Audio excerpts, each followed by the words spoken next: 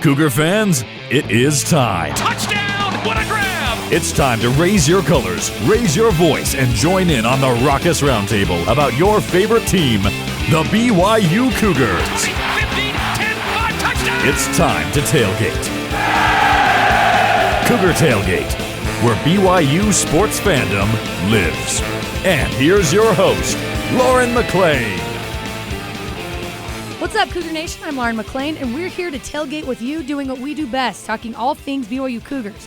For today's roundtable discussion, we have rugby national champion and former punter Jonny Linehan. What's up, Johnny? How's it going? Good to have you back. And former Cougar star wide receiver Mitch Matthews. What's up, Mitch? Let's go. Ready. All right, guys, thank you so much for coming on. BYU football has lost 3 out of the last 4 games by an average of 31 points. And now 14th-ranked Oklahoma enters Lavelle's house as Cougar fans pray for a miracle. But if there's anyone that knows about miracles, it's Mitch Matthews over here. Do you believe in miracles, Mitch? I've been forced to believe, yes. I'm now a believer. For the last 8 years, I'm a believer. Because I think that's going to take a miracle, you guys, on Saturday for this to happen. We're going to get right into the fan question, which is, if BYU football is sick right now, what's your diagnosis for the team? Jackson Payne on X said, BYU's got a fever, and the only prescription is more Slovis.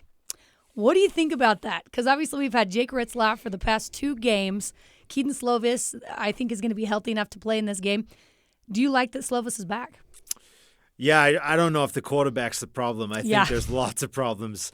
I actually really liked watching Jake. I mean, last game he had a bad game. I think you'd admit that. The thing that I liked is when he made a mistake, he would go and try to chase it down. So when he threw a pick, he would try and go make a play. I actually really like that mindset. Same. I'm pretty indifferent, though, at who's playing quarterback. I think there are other mistakes. I think they can both get the job done. I just think the other position groups need to step up. Yeah. What do you think, Mitch? And when your running game is ranked not even top 120, your pass game is not going to be beautiful. Then you bring in a quarterback who hasn't been the starter.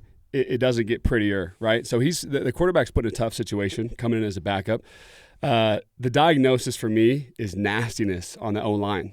The leaders of the team, people think it's the quarterback. People think it's the best player. The leaders of the team are the O-line. They're the hogs. They're the ones that need to be the nastiest and get the game going on the ground. Once you can run the ball, then you can pass the ball. It goes in that specific order. And so we have a talented O-line. We're big enough. It's nastiness. That Grimes nastiness we had a few years ago, that's that nastiness we need at O-line. I don't think anyone's talked about the offensive line in years more than they have this year. You got to feel bad for the guys a little bit because when they're doing their job, nobody talks about the offensive linemen. And then when they're not, that's all people have been talking about this year. But I think you're right. Kevin Humphreys on Instagram says, offensive pneumonia. Rusty on X said, a chronic case of touchdown-itis. Dr. EW on X said, cell wall damage, can't block anything going in or coming out. That's kind of what Mitch was saying. At CD Shaw 99 on X said, tightness, shortness of breath, and radiating waves of pain. People were really taking this bunch diagnosis. of doctors out here. They were really taking it to the next level. All right, Johnny, what would you say is really going wrong with BYU football right now? A lot of it's just belief, mindset. I think it's actually there is a talent issue. I don't buy into the fact that, it's going to take some time. It's our first year in a P5 conference. Yeah. I don't buy that take at all. I know some fans are trying to be nice. The reality is we've had P5 equivalent schedule, maybe a little weaker week in and week out. But we've been able to have those teams on the schedules where we should be able to recruit to a much higher quality than we have. But a lot of it's just belief. I feel like even on the O-line, you look at like Caleb. I saw a picture of Caleb Etienne. You see how big he is? If I was as big as he is, I would look for every opportunity just to push anybody over, whether it was on a football field or not. Right. You look at Kingsley, too. He's got an opportunity to go and make millions and millions of dollars.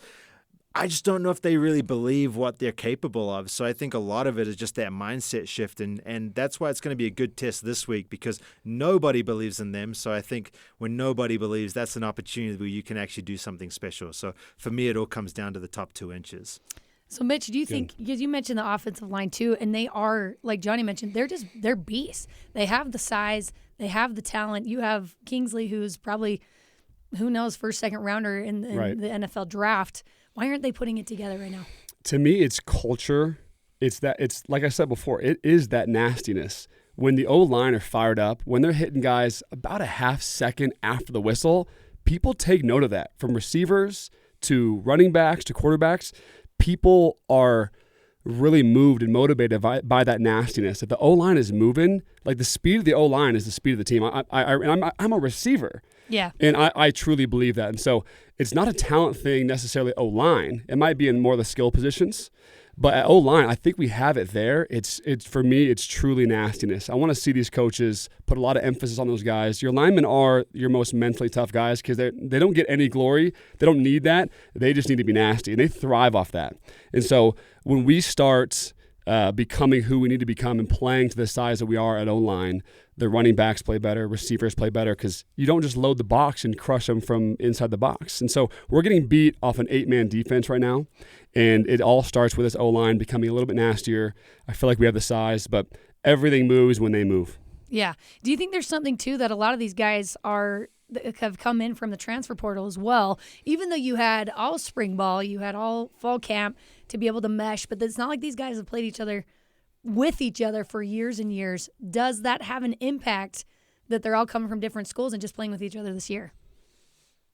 I don't know if I buy into that. Yeah. I mean, maybe it does, but Every school is going through that, though. Yeah, it's true. Everyone's going through it, and also it's like there are some games, maybe I know more than others because I was a punter. There's some games we lost, but I played well, and I'd be like, I feel good about that. Or there are some games we would win, and I'd play bad personally, and I wouldn't be able to celebrate that win. And I do feel like every position has that sort of battle. Like as a lineman per se, if you're going up against your man and you're just owning that line of scrimmage, and the end result is a loss, you can actually still take pride in that. So collectively as a group, they need to step up, but individually, I think it starts with them saying, hey, I'm going to own my 1/11th. I'm going to own my block every time. And I think if they can do that, then they can still feel pride.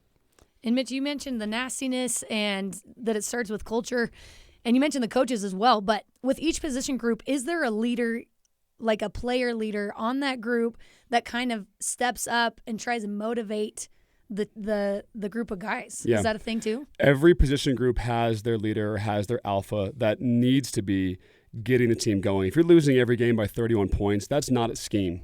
Yeah. It's not scheme. Right. Because you can score from the most simple plays, right? Yeah. It's not just creativity. It's not just trick plays to get you there. Right.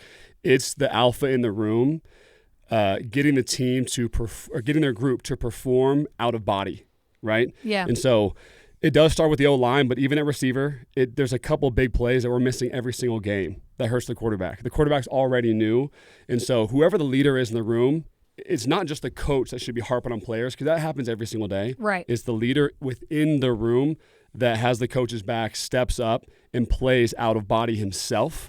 And whether that's blocking for receiver, whether it's a running back and pass protection, those extra half seconds after the whistle, don't get any flags, but that extra effort is what really gets people to play above their actual natural ability. And so it does take a leader within each position group to play a little nastier. 6 points is not scheme. 6 points is a confidence thing. Right.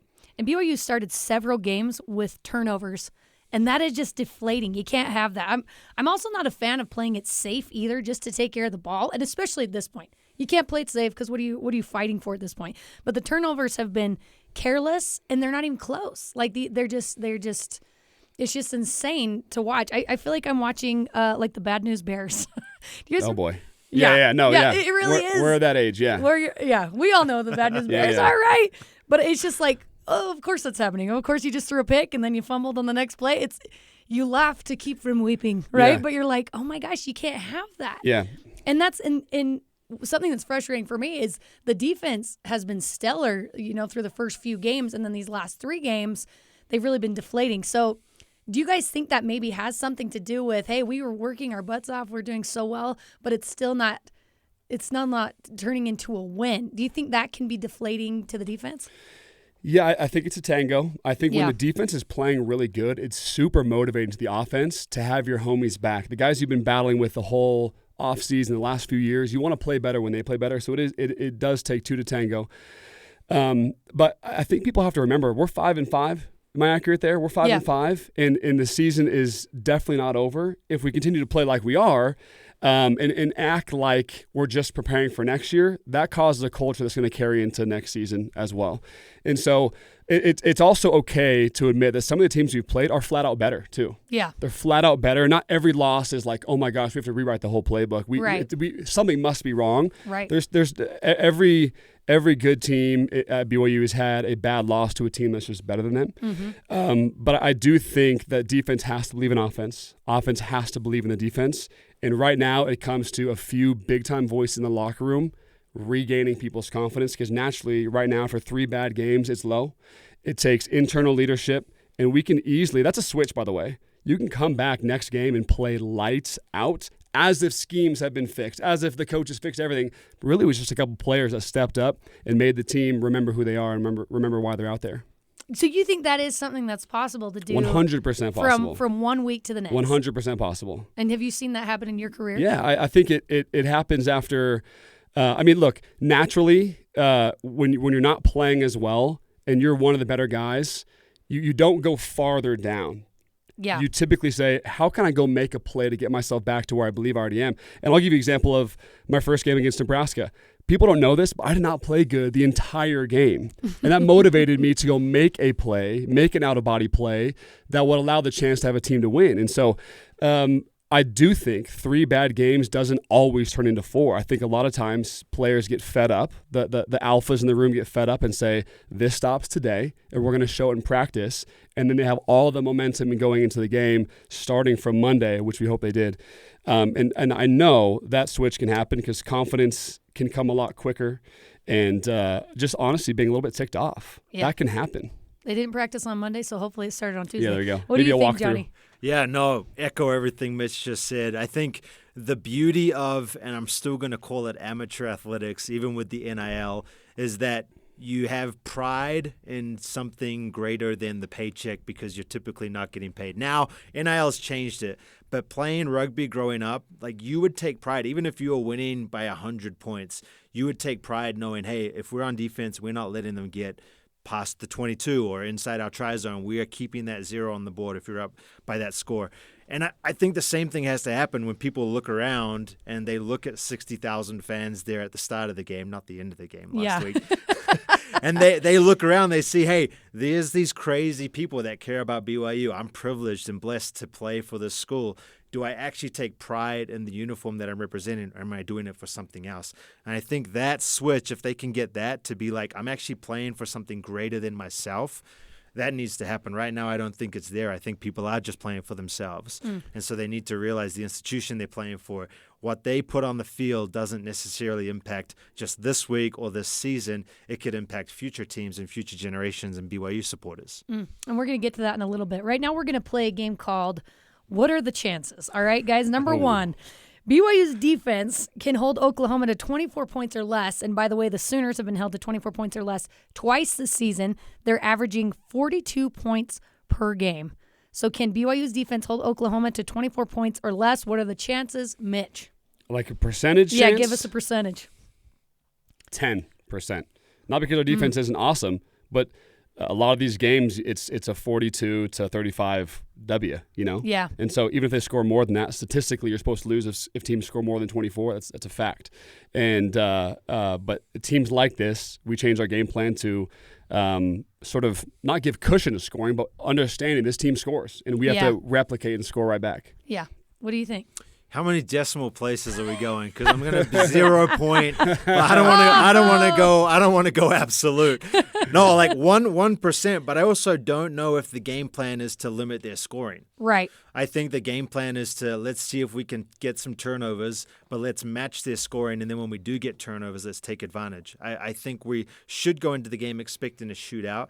I'm actually excited because we will be playing like we have nothing to lose. So we will start to see us hopefully air the ball out a little bit more. And it's going to be high risk, high reward. But I don't think the game plan should be or even is stopping them to 24 because I don't know if that's possible with how Oklahoma's playing right now. Well, now I feel silly because I went with 50%. Let's go. Hey, we like the belief, though. See? We like the I do. optimism. The team needs you in the locker room. They really do. Jay You Hill, have a call me up. 50-50 chance to win today. We need that speech. Don't ask me who says that. It's just me. I just feel like I love what the defense has been doing.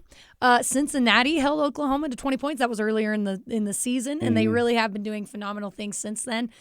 I do. As much as I hate it, I hold on to this belief that I loved the defense that we saw against Texas. Texas is arguably a better team than Oklahoma is, and the defense played lights out against Texas. So if they can kind of channel that against Oklahoma, I think they can maybe hold them to 24 less. Okay, number 2, if Keaton Slovis is back, what are the chances BYU can have over 300 total yards of offense, which is what they're currently averaging right now? Mitch?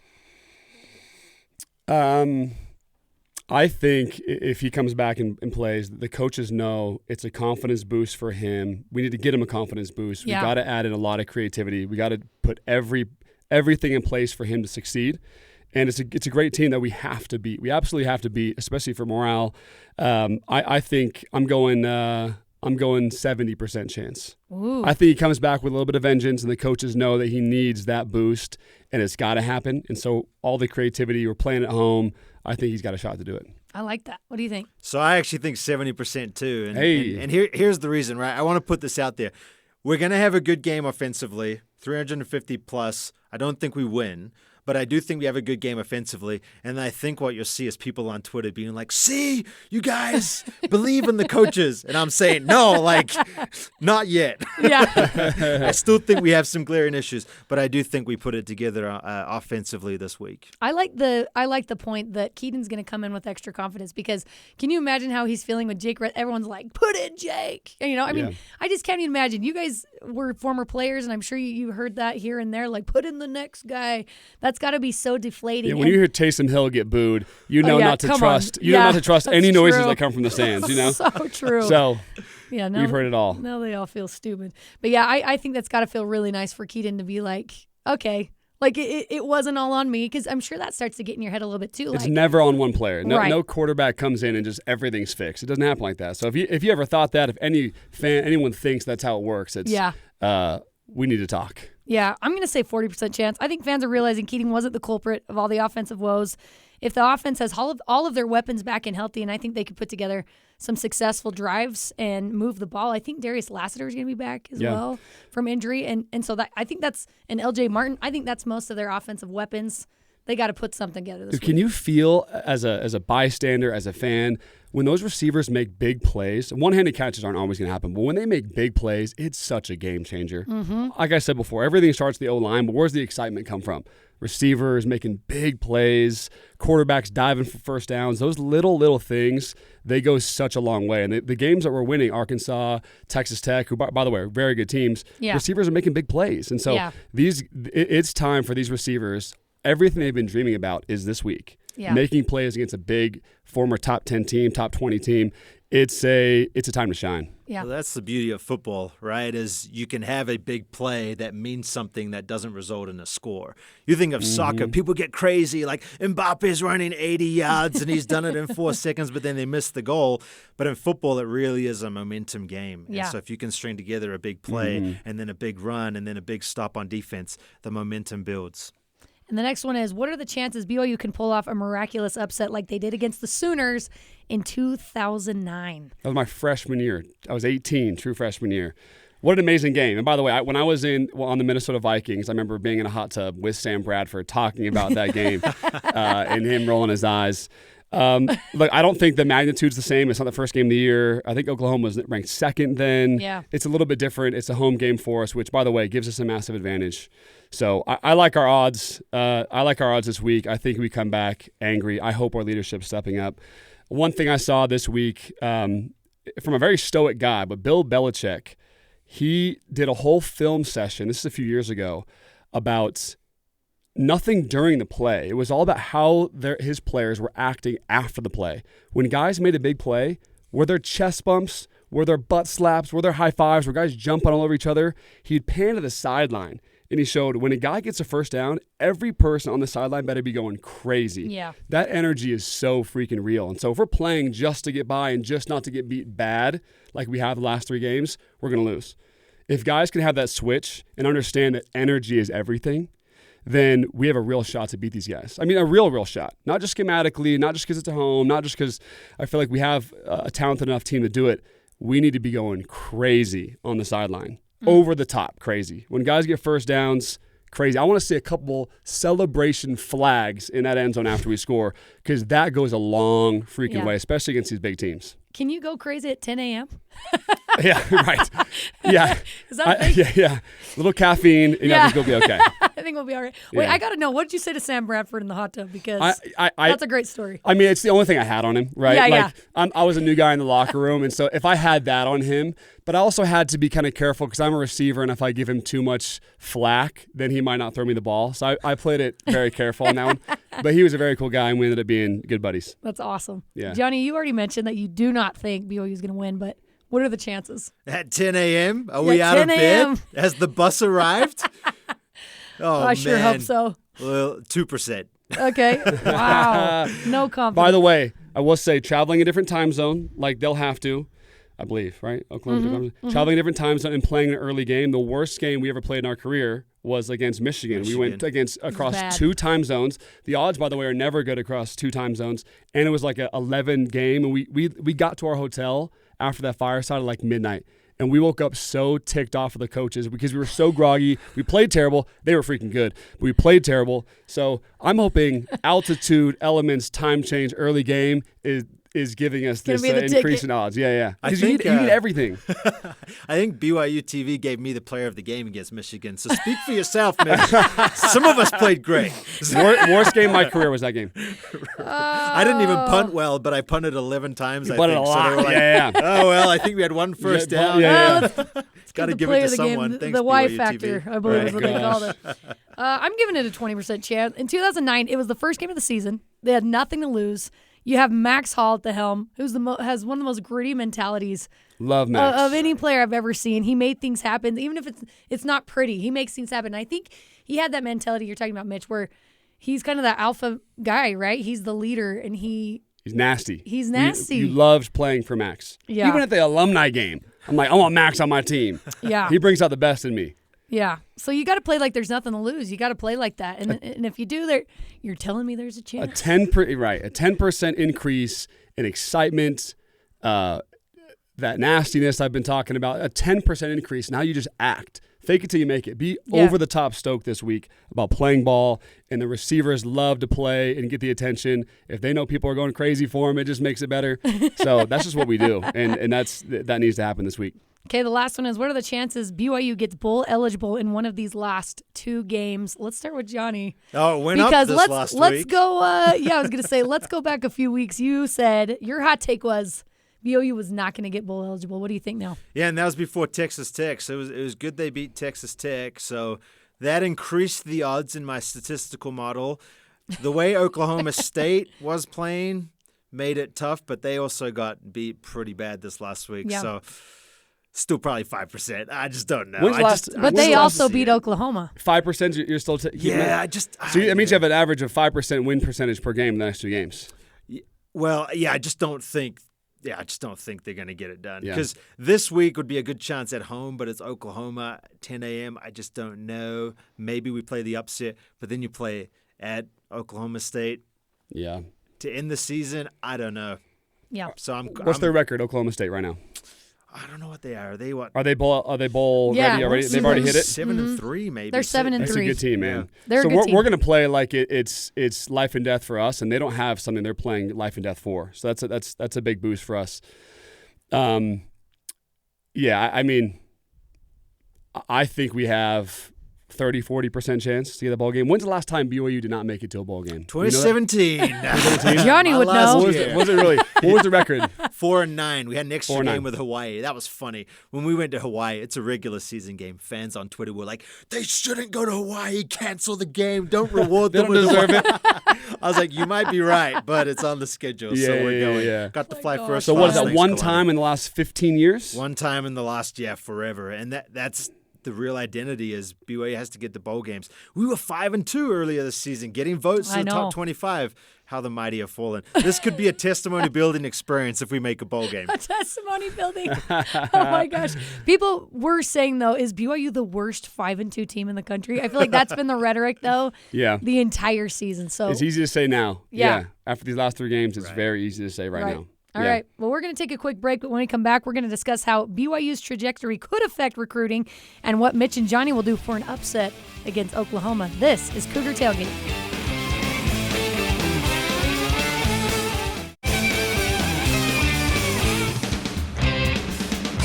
Welcome back to Cougar Tailgate. I'm Lauren McClain with former players Mitch Matthews and Jonny Linehan. I want to have this discussion because I think it's important. So former BYU defensive back Austin McChesney said on X, I don't think people understand the severity of what has happened the last few games. These type of losses affect recruiting, and we were already behind the 8 ball. So you guys, if you were being recruited right now, how would this shape your opinion of BYU? Jonny? Oh, man, it's rough, I believe, with Austin, and I owe him a text message. Sorry, buddy. I'll get back to you. No, I believe, last week I stayed to the end of the game, not to virtue signal or anything, but just because I only get 6 opportunities a year. Yeah. So I was like, I got nothing else to do. Kids are asleep. So is the wife, so stay at the game. But the third and fourth quarter, they bring out Cosmo and they do that. That was so dead. And they bring out the fire dancers. We should have called an audible as a marketing team and just said, no, let's not do it because it's embarrassing because there's like 15 people there and Iowa State fans are going crazy. So it definitely impacts recruiting. I really do think it does. People go to that and then say you're up against BYU or Utah, heaven forbid, right? And you go there and they're selling out stadiums and they're rowdy. They're having competitive games. They're ranked. It'd be tough unless you're a BYU loyalist. Right. Yeah. Loyalist. Yeah. Making up words because that's how passionate I am. If those are your only recruits, the forever BYU fans, you'll never be great. Right. It takes a lot more than that. Right. Yeah, so what do you think, Mitch? If I think back to my recruiting days, it 100% affects recruiting. I think about my commitment to BYU, and I didn't have a ton of offers, but my commitment to BYU was this team is top 15. You got Max Hall, you got Austin Collar, Dennis Pitta. I'm going to go be one of those guys and be just as good as those guys. Our teams are going to be just as good. And I grew up in Oregon, and Oregon was always super, super good. But I remember my junior year, BYU beat Oregon in a bowl game. And so I was able to flex, I'm going to BYU. To all my friends, are people doing that now? You can't even do that inside the state of Utah. Right. Because Utah's so good, right? So will it affect recruiting? Absolutely. But I know the coaches, they're not supposed to think ahead, but they already are thinking ahead. It's going to be the hardest they've ever worked ever. They were already going to bump up their recruiting efforts to get bigger horsemen down in the O-line, to get bigger people because they're playing in a bigger conference. But now more than ever, it's going to be every second they can recruit, they're going to be recruiting. Okay, but so now how do you present BYU in the midst of this season right now that's happening in these 3 horrible losses in a row? How do you present BYU in a way that will appeal to recruits? Luckily, a lot of the guys that are watching the games now, they might not be the happiest with how their team's doing, but they're already committed, right? They're already committed. They're not signed yet till February, but they're already pretty much all in. And if I was a recruit, if I'm putting myself in their shoes right now, I'm already committed. I'm already in probably, unless I'm a 5-star guy waiting to the last second. It could be my chance to say, you know what? If these guys aren't going to get it done, I'm going to go in as a true freshman and get it done for them. Yeah. You know what I mean? Yeah. And so I remember my own coaches recruiting against me as a player at BYU, telling guys like, hey, Mitch has gotten hurt the last couple of years. You need to come here and you're going to start right away. And guys, we're getting recruits to decommit from Oregon and USC to come to BYU because there was just spots to be filled. Does that make sense? And so recruiting can still happen. BYU is still a great program. BYU still offers so much. The only thing that I would say would make it harder, besides these last few bad losses, which doesn't make everything horrible, is this NIL thing. Yeah. If Utah's giving out free F-150s, what's BYU doing? And BYU will never, thank you. BYU will never match that type of, that'll never be BYU's MO. But should there be a collective of more donors getting creative and entrepreneurs here in Utah getting creative on how to impact BYU on the NIL side? Even Nick Saban at Alabama talks about how recruiting will change forever. I mean, Texas A&M was the number 1 recruiting class, I believe, last year. They're not the number 1 best team, but they got the most creative. Yeah. And Alabama wasn't the number 1 like they usually are, even though they're the best. They still got great guys, but things are going to change. And so what's BYU, Tom Homo, what are they going to do to rally the community, to bring in donations, to have funds for some NIL to get creative, and then let our coaches just be coaches and not business people and go sit down with a player's mom and dad and really get them to come. Agreed. What a weird NIL world. Well, Alabama and right Co. now. have been doing it for years. That's true. Now everyone can do it. Yeah, that's my This is nothing. Yeah, what do you think? How would you present BYU to recruits right now? Yeah, I think it's just the opportunity to go and get exposure and be one of the guys from day one. I think that's probably the biggest thing.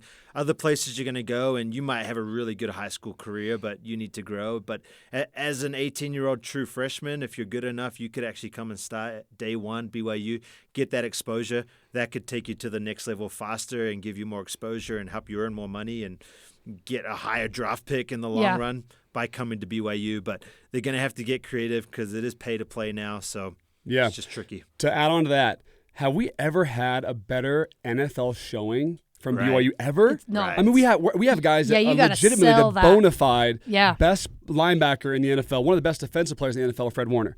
Right? He came here and played over schools like USC. You have Taysom Hill over big schools like Stanford. You have Puka Nacua comes in as a 5th-round draft pick. Like we're getting guys to go in the NFL and not just make a roster, but just be pretty dang good. Well, you have Tyler Algier, who came in as a walk-on, who nobody really recruited, and now he's one of the best running backs in the league. When BYU was better in terms of record, we actually had a lot less draft picks. And I know we were playing in a different conference, the Mountain West. It didn't give you the stock you needed. But Utah always had that on us. We're getting guys drafted. We might not be beating BYU every year, but we're getting guys drafted. Yeah. But BYU has had an amazing showing lately. And so that's a huge thing to know that Kalani can produce NFL guys is a big deal. Yeah, I love that. Okay, we're quickly going to do, what would you do for a win against Oklahoma? The only other time BYU has been higher than a 20-point underdog at home was against the 2004 USC Trojans with Matt Lanehart and Reggie Bush. So that, just for context, there you go. So Jonny here, when BYU beat Arkansas, had to run the Y with a weighted vest 3 times, and he did it. So now, let's start with Mitch. You should have called me. Yeah. Whoa. Mitch, what would you do for a win against Oklahoma? When we beat Oklahoma, I'm going to fully commit to, and I'll commit right now. Okay. The calendar club. For every day of the month that it is, you run that many miles. Oh, I thought March 1st. My brain went he was going to create a calendar and sell it. Okay, sorry. I could do that too. Okay. I'm growing the stash, so that is a real possibility. Calendar club. Okay. March 1st, I'll run 1 mile. March 2nd, 2 miles. March 3rd, 3 miles. Wow. For every day that it is, I'll run that many miles. So by the end, last 10 days will be grueling. But I'm willing to do it for a Cougar dub. Dang, that's crazy. I would not do that. Jonny. You heard that? I might just piggyback off of that and Johnny, let's go. Piggy. Because I was thinking something, we should just cut it out. But I'm a big David Goggins fan, so that's similar mindset, right? So I was thinking about doing something called the 4x4x48. So it's run 4 miles every 4 hours for 48 hours. I love that. I don't know what the math Sleep is on that. deprivation challenge. I'm with that. So what's 4 times 12? 48 miles in 2 days. So not running like, if we do that, we have to choose a 30-day month or a 28-day March month. is 31. That's why it was Wait till March. February. But it is leap year, though, so we still got 29. We got 29, yeah. Be careful what you commit to. That's true. But, yeah, so that's what I'll do. But, hey, if BYU win against Oklahoma, I'll be so stoked. That will do. You'll do it. The win against Oklahoma, a highly ranked team, a team that's top 7 at one point. Yeah. A win against this team at home will do so much for the community, so much for the fans. It's going to be a packed house. I believe the weather is going to be good. A win like that, people don't understand how quickly they forget about the last 3 games when you have a win like that. And then people start to believe that, wait, just because you had 3 bad games doesn't mean you can't go and ball out the next game. Just because our recruiting class wasn't the best doesn't mean we still can't have a great season. The culture for next season is created in these next 2 to 3 games. It is. Because if one of the prompts and one of the questions was, should we just focus on next year right now? If you start focusing on next year right now, the culture is the second bad things happen, we just fold. Yeah. And so letting a team like Oklahoma come into BYU, a place that's tough to play, and a big win like this with, I'm telling you, tons of energy. They need to let me on the freaking sideline, by the way. Every game, I'm going crazy.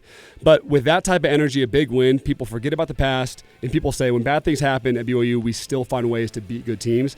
That changes next year's culture. Yeah. So next year's culture starts right freaking now. I love that. I mean? It does. I love it. Let's end with that. That is such a fantastic note to end on. Thank you so much, guys, for coming here with me. And that does it for us today. Thanks again to Mitch Matthews and Jonny Linehan for coming on the show with me. Carter Bond and Tori Kimball helped produce this episode with senior producer Cleon Wall. You can join the Cougar Tailgate wherever you get your podcasts, on Apple, TuneIn, Stitcher, Spotify, or on BYURadio.org. Cougar Tailgate is a production of BYU Radio.